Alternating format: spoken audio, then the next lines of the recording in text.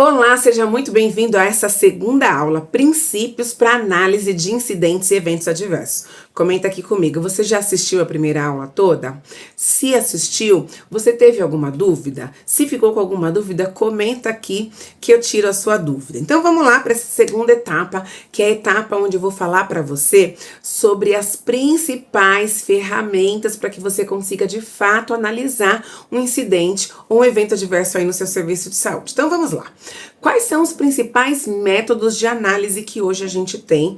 Eu falo principais porque são os mais utilizados. Aqui, apesar de dominar todos eles, eu não vou defender para você qual que é o melhor, porque depende muito da maturidade do serviço de saúde e principalmente do profissional que vai aplicar esse método, tá? Então vamos lá. Primeiro, os 5 porquês. Você já ouviu falar nesse método de 5 porquês? Diz esse método que quando você aplica ele para analisar incidentes e eventos adversos, perguntando 5 vezes o porquê daquilo, você obtém então a causa raiz desse problema. Mas deixa eu te contar uma realidade. Olhando para a complexidade das rotinas e dos eventos que acontecem nos serviços de saúde, eu posso dizer para você que são múltiplas as causas.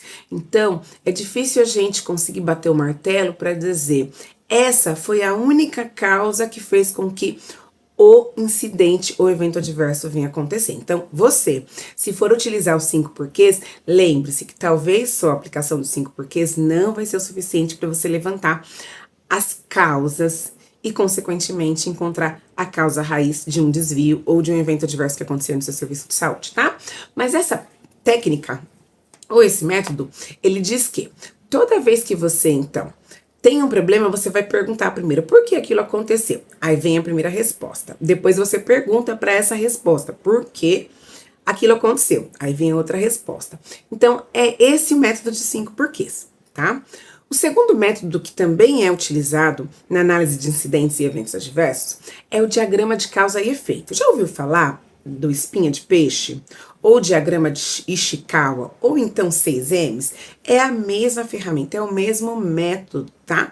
Só com diversos nomes. Esse é um método utilizado, mas eu vou te contar também um segredinho desse método. Ele serve muito mais para que a gente consiga agrupar as principais causas. Por quê? Porque esses 6Ms, então lá, material, método, mão de obra, meio ambiente, medida e máquina, são 6Ms. Então, são como se fosse a categorização das causas. Para você, então, chegar às causas, você pode utilizar, por exemplo, um 5 porquês, ou porquês ramificado, que é um método que, na verdade, eu desdobrei, e não vou te explicar com detalhes aqui, mas nele você consegue, de fato, elencar ou levantar as principais causas de um evento adverso. Porém, voltando aqui no diagrama de causa e efeito, se você utilizar um método para levantar as causas e depois utilizar o diagrama de causa e efeito, você vai conseguir, então, inserir essas causas de acordo com uma dessas 6 causas ou 6 categorias e depois, inclusive, pode direcionar os seus esforços para que você possa olhar aquela categoria que mais causas tem e você pode começar, então, atingindo, então, propondo ações de acordo com a quantidade maior de causas que foram identificadas através das categorias do diagrama de causa e efeito, tá? O outro método que também é muito utilizado é o Bullseye, e o Bullseye é um método bem interessante, que é a gravata de borboleta. Esse método, ele, além de analisar incidentes, a gente pode utilizar para analisar incidentes, ele também pode ser utilizado para mapear riscos, porque ele vai trazer lá no seu centro o evento, de um lado ele vai trabalhar todas as barreiras que o serviço tem ou a ausência deles, e do outro lado as consequências. Então dá para você tanto analisar incidente e evento adverso utilizando o Bullseye, bem como utilizar esse método para mapear os processos, tá? Quando eu falo mapear o processo, não através do mapeamento de macroprocesso, tá? Mas mais para você olhar para esse processo ou para esse desvio, olhando para ele mais com olhar de risco e não de processo, mas olhando para esse risco pontualmente falando. Então, por exemplo, você vai olhar para uma queda. Qual que é a probabilidade da queda acontecer no seu serviço? Aí você está fazendo uma análise prospectiva, olhando então lá para uma ferramenta de gestão de risco, tá? Você vai levantar quais são as barreiras que hoje o serviço de saúde tem. Eu tenho um protocolo bem instituído, eu tenho medidas imediatas para serem realizadas, eu tenho a auditoria que monitora todo o segmento do protocolo. Então, isso são barreiras que você tem. Eu tenho profissionais já treinados. Do outro lado, eu vou colocar então as consequências e aí também nesse outro lado as medidas de mitigação, tá? Mas é uma ferramenta que também é fácil de ser utilizada. E a outra ferramenta que a gente também encontra bastante sendo aplicado nos serviços de saúde, nada mais e nada menos do que o Protocolo de Londres. Você que já me acompanha aqui um tempo sabe que o Protocolo de Londres, ele passou por uma atualização no ano de 2024, então esse novo protocolo, ele vem trazendo então toda uma contextualização para que você possa primeiro fazer todo um planejamento para começar a análise de um evento adverso. Como é uma ferramenta mais robusta, é uma ferramenta que vai exigir todo um planejamento e uma aplicação mais detalhada para analisar evento adverso. Então, eu sugiro que se você adotar esse método no seu serviço de saúde, que você então priorize para analisar os eventos graves e aqueles que levaram a óbito o paciente, para ser analisado através desse método, tá? Então, só mais algumas informações em relação ao Protocolo de Londres para você. Nele, a gente consegue identificar alguns aspectos que são abordados. Primeiro, engajamento de pacientes e familiares. Depois, impactos físicos e psicológicos, olhando tanto para o paciente, para o familiar, também para o colaborador, naquele conceito de segunda vítima. Análise abrangente, então a gente pode aí especificar uma linha do tempo maior, né, que tem então um período maior de tempo para fazer essa análise. As repercussões do incidente também tem uma parte específica onde o Protocolo de Londres vai trazer essa repercussão, tá? Aqui também a gente tem todo o entendimento além das falhas. Isso é um ponto de grande mudança quando a gente compara o Protocolo de 2014 com esse de 2024, tá? Nesse Protocolo de Londres tem um campo específico para que quem utiliza ele para analisar insira quais são os pontos de sucesso daquele serviço de saúde. Porque você sabe, se você analisa incidente e eventos adversos no seu serviço de saúde, você sabe que o nosso foco sempre é para olhar para os desvios do processo, para entender aquilo que deu errado.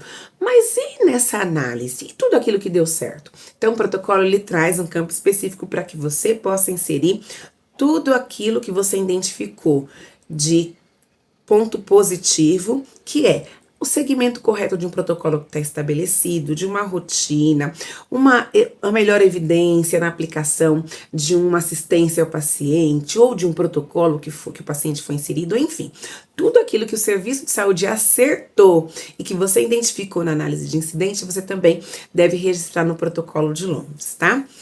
Ele traz toda a estrutura para recomendações, então agora não é só recomendar, então tem uma estrutura lá que você precisa seguir. As recomendações, elas são amplas, elas não vão se limitar somente àquele ponto específico da análise que você consegue identificar como se fosse uma causa raiz.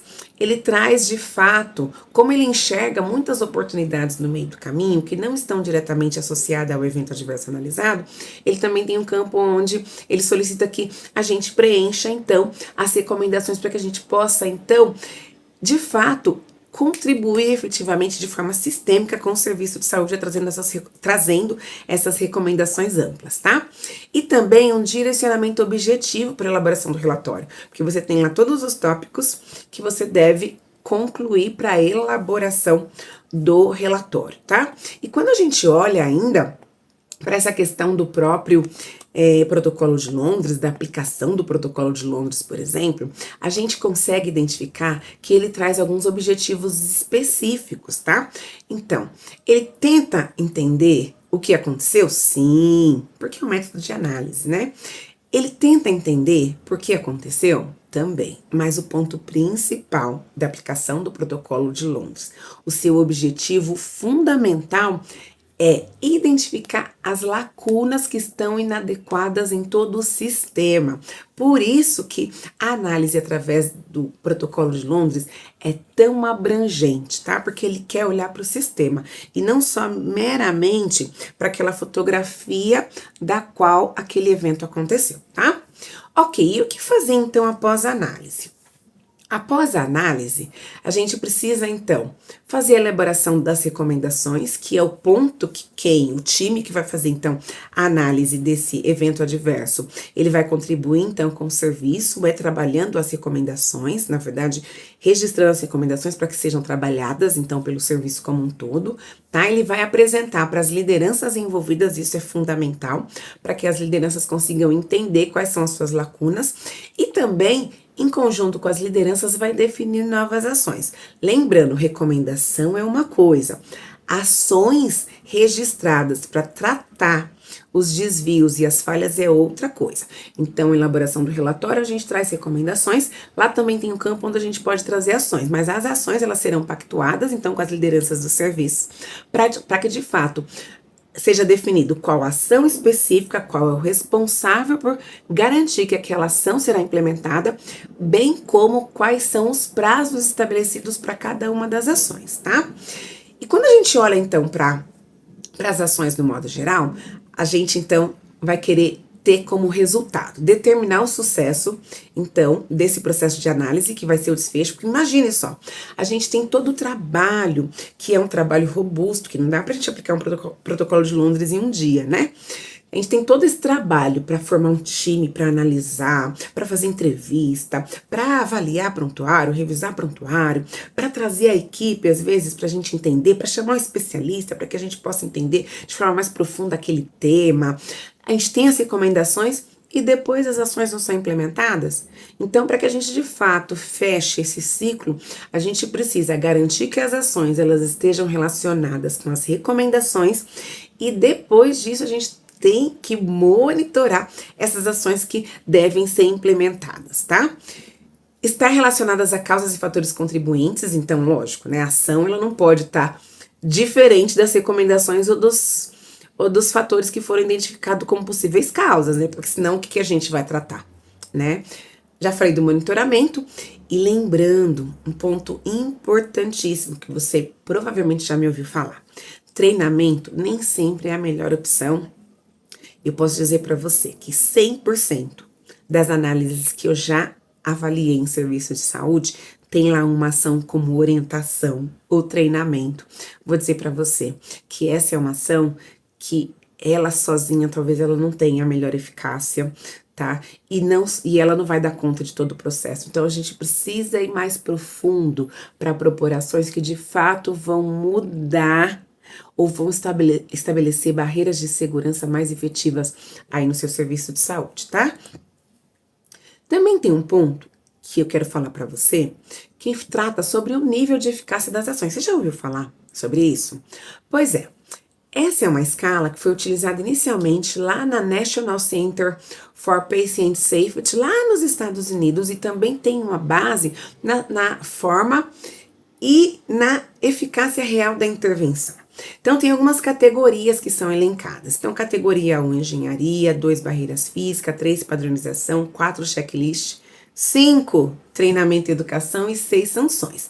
Então, dentro dessa ordem que eu trouxe para você, quanto está lá no número 1, significa que a barreira ela é mais eficaz. Então, quando a gente fala de engenharia, é quando a gente vai olhar, então, para o processo e a gente vai fazer um redesenho.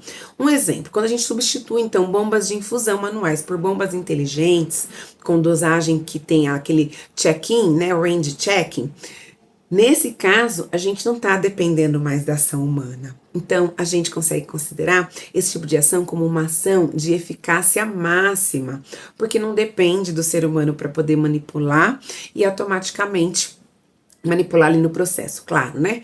Para montar precisa, mas eu digo pro processo. Então a gente não depende ali pro processo, então a gente acredita que esse processo ele vai acontecer de forma automática, por isso que é mais seguro, tá? Então uma ação dessa tem um nível de eficácia maior. Quando a gente fala de barreiras físicas, por exemplo, né, utilizar conceitos incompatíveis para solução enterais intravenosas. Então, por exemplo, quando a gente tem um prontuário eletrônico que ele está integrado, inclusive com o sistema de dispensação de medicamento, eu tenho uma prescrição, ela já está parametrizada, para quando tiver aí uma interação ou uma incompatibilidade em relação à prescrição e o medicamento, esse sistema já vai travar, ele não vai fazer com que o medicamento seja dispensado. Ou porque esse processo de prescrição ele não vai chegar até a farmácia ou não vai chegar até os dispositivos automáticos que a gente tem hoje para que o profissional consiga receber, retirar a medicação desse dispositivo, tá?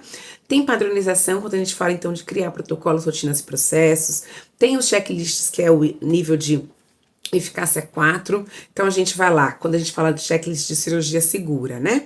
Quando a gente fala do alerta da alergia no prontuário eletrônico, então tudo isso são itens que estão associados a nível de eficácia somente 4. Educação e treinamento, então depende muito de como o profissional vai receber aquilo, de como ele vai internalizar aquilo para de fato colocar em prática. Se a gente fala dos treinamentos que a gente mais vê nos serviços de saúde, que inclusive não envolve simulação realística, a probabilidade do profissional de fato entender aquele processo e aplicar é muito menor, tá? E por último, sanções. Olhando lá para a cultura de segurança do paciente, para uma cultura não punitiva. Então, quando a gente estabelece muitas sanções, então a gente vai advertir, vai proibir que o profissional faça aquele determinado procedimento, sem mudar o processo de uma forma mais ampla, a gente provavelmente vai ter pouca eficácia nessa ação, tá? Ok. Quando a gente fala, então, de monitoramento de ações, né, que é o principal passo, depois que a gente conclui, então, o relatório que divulga, que já consolida com as lideranças, para que eles possam, de fato, em conjunto, planejar as ações, vocês precisam, então, monitorar. Você precisa monitorar as ações do seu serviço de saúde, ou, então, precisa garantir que os responsáveis pelo monitoramento o façam, tá? A responsabilidade, ela precisa ser compartilhada. É importante que você tenha um software para fazer a gestão disso, se não tiver, a famosa planilha do Excel já é o suficiente. E precisa ter evidência da implementação da ação, porque não adianta só alguém chegar no papel e descrever ou na planilha ou no software e falar ação implementada, encerrada a sessão. Qual que é a evidência de que isso foi realizado, de que de fato isso foi implementado? Então isso é uma responsabilidade de quem atua no núcleo de segurança do paciente. Por último, então, a gente vai trabalhar todo o processo de divulgação desse resultado, né? Então, o feedback para o notificante ou para a área, eles precisam receber, então não só a liderança precisa estar a par disso, mas quem está lá na assistência, que realizou a notificação, precisa saber qual foi o desfecho, principalmente depois da utilização de um protocolo de Londres, né? Precisa fazer uma reunião, então, com a equipe, que pode ser a equipe da área, para que a equipe possa entender ali o desdobramento daquele processo. Você pode, inclusive, fazer um evento maior. Chama as pessoas para um auditório, as pessoas mais interessadas nesse processo. Divulga, então, toda a construção do protocolo de Londres, bem como o seu desdobramento e o desfecho. E também disponibilize essas informações nos quadros de gestão à vista do seu serviço de saúde. Gostou dessa aula? Foi bem mais rápida comparada à aula 1, né? O objetivo foi trazer para você nessas duas aulas todos os princípios para uma boa análise de incidentes e eventos adversos no seu serviço de saúde, para que você possa se apropriar cada vez mais e conseguir realizar as análises para propor as ações aí em parceria com o time de trabalho para evitar a recorrência de desvios, fortalecendo a segurança do paciente também no seu serviço de saúde. Se você tiver qualquer dúvida, deixe seu comentário aqui embaixo que eu volto para te responder. Porque você sabe, aqui a segurança do paciente é na prática. Eu te vejo no próximo vídeo.